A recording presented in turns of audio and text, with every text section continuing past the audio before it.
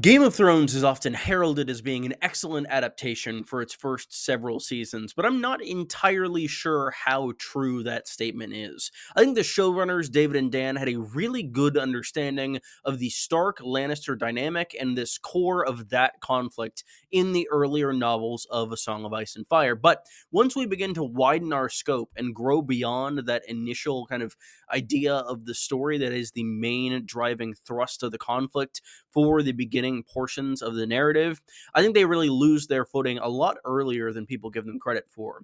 I've gone on record in the past saying that a lot of the elements of season 4 are kind of strange in the elements that they begin to derive further from the books on.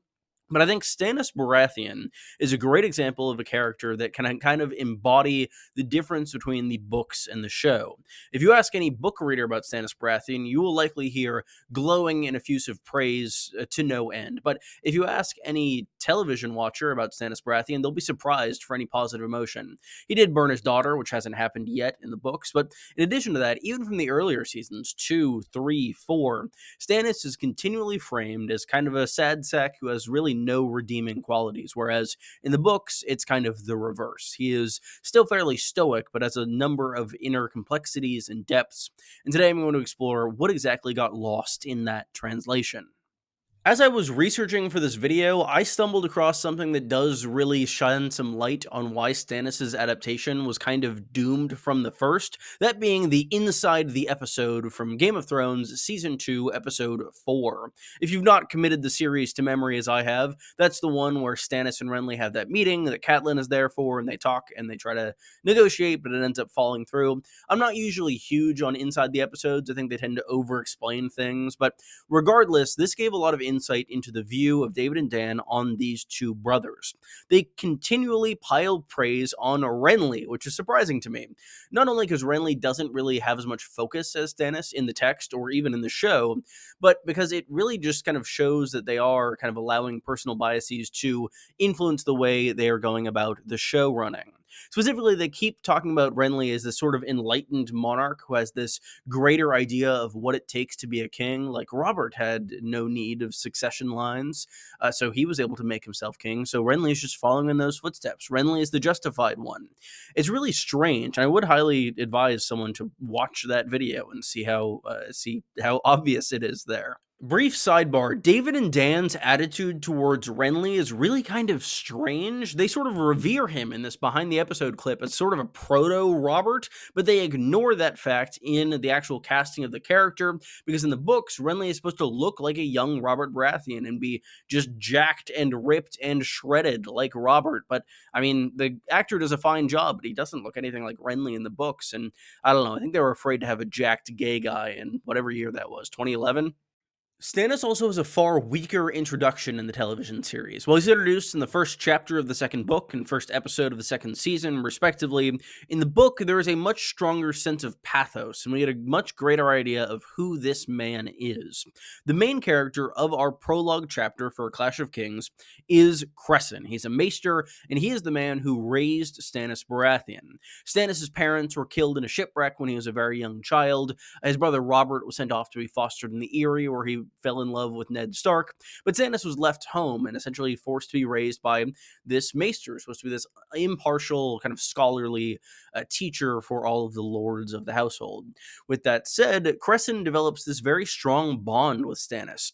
Stannis is essentially nobody's favorite in universe, but he is Cresson's favorite, and we're able to feel that bond throughout the entirety of the chapter. Cresson, as our viewpoint, is able to see Stannis for what he was and what he currently is, as he is fighting against the influence of Melisandre, who is beginning to corrupt Stannis' court, at least in his eyes.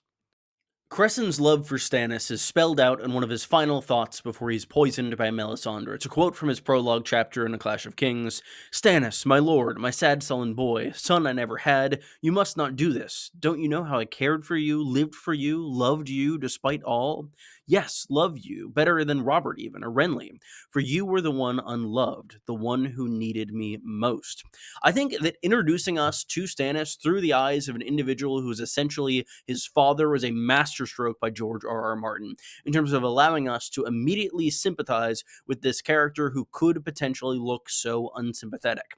I think that if you're viewing Stannis through the eyes of any other viewpoint character, he is going to come off as very cold, very unbending. He is iron, raw, and black and tough, like Donald Noyes says. But I think that this specific framing is a genius way to allow us to get in his head, because who hasn't felt like that? Who hasn't felt overlooked at some point in their life? Stannis is a middle child through and through, and that truly defines the way we as readers see him. I should mention that I made a Stannis Baratheon playlist a while ago, which you can find in the description. It's linked on Spotify, probably.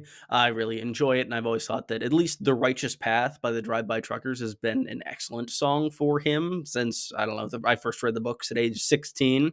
But regardless of that, if you enjoyed this video, be sure to leave a like and subscribe, and let me know in the comments, which characters do you think Game of Thrones just really didn't understand? I also have an old video where the editing is fairly bad, where I talk about Stannis potentially serving as a surrogate for Ned Stark, which does happen a lot more in the books than it does in the show, as their death and introduction is a lot closer together.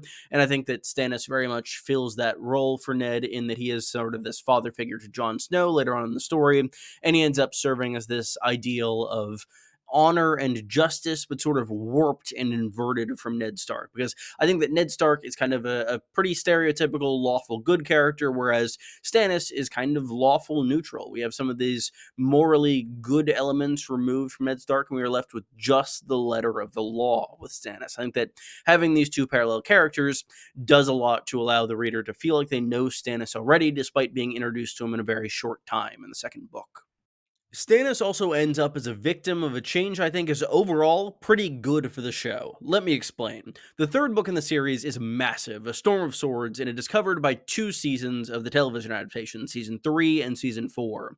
They pretty much cut the book in half with some slight reordering of events, and it works quite well. The ending, like, third of A Storm of Swords is packed and verging on overcrowding, with a number of climactic and amazing events going on. It's almost too much at a point.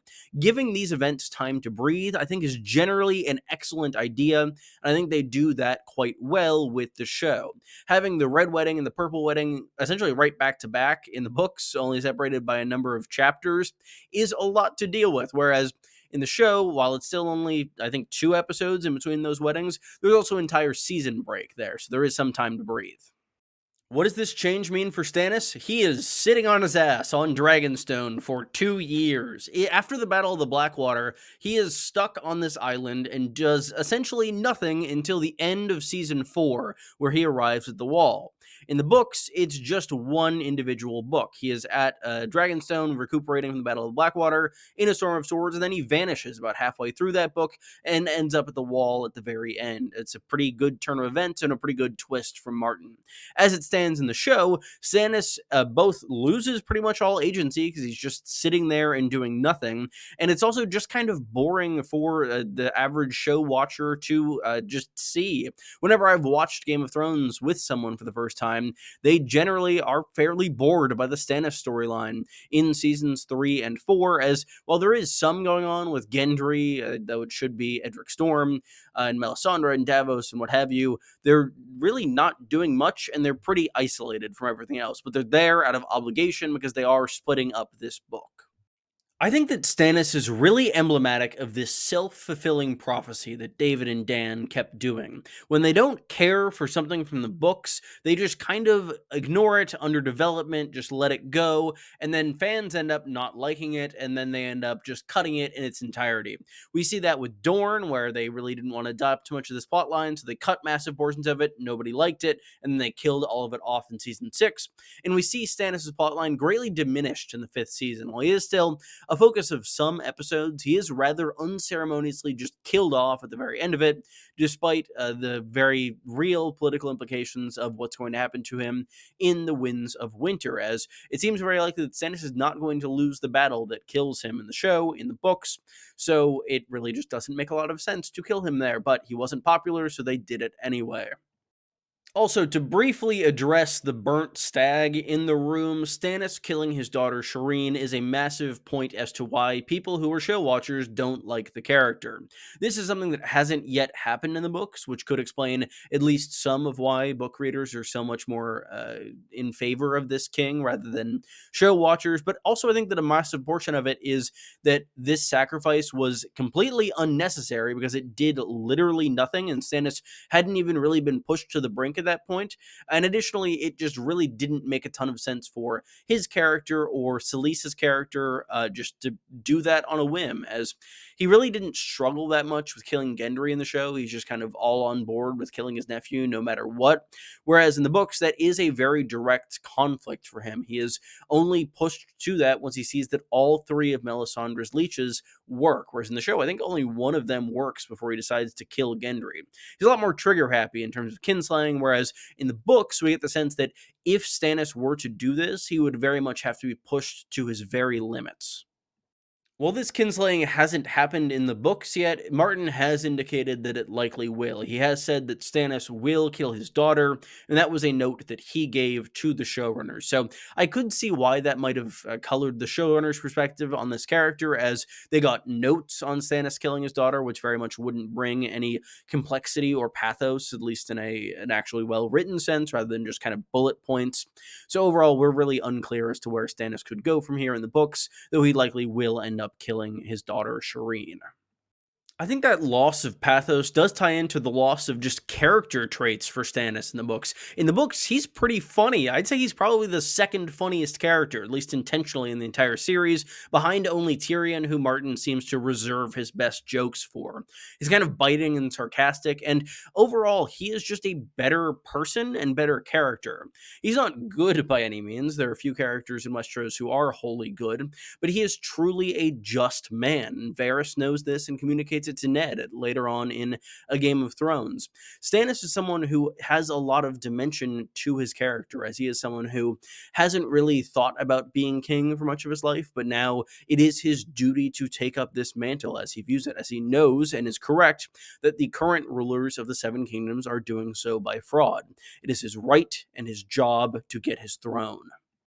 The final dimension I'd like to touch on would be competence versus incompetence. As mentioned, Stannis does nothing for seasons 3 and 4 of the television show, whereas in the books, I would say he's one of the most competent characters in the entire series. He is well known to be the best military commander currently alive on Westeros, and probably holding that title since the death of Tywin Lannister, and debatably even before it, given his smashing victories during the Greyjoy Rebellion and in holding Storm's End during Robert's Rebellion. Stannis is a character who is very capable. He's not very well liked. People really don't have that much affection for him because he really doesn't care much for politicking and manners and things like that. But he is just very efficient and good at what he does.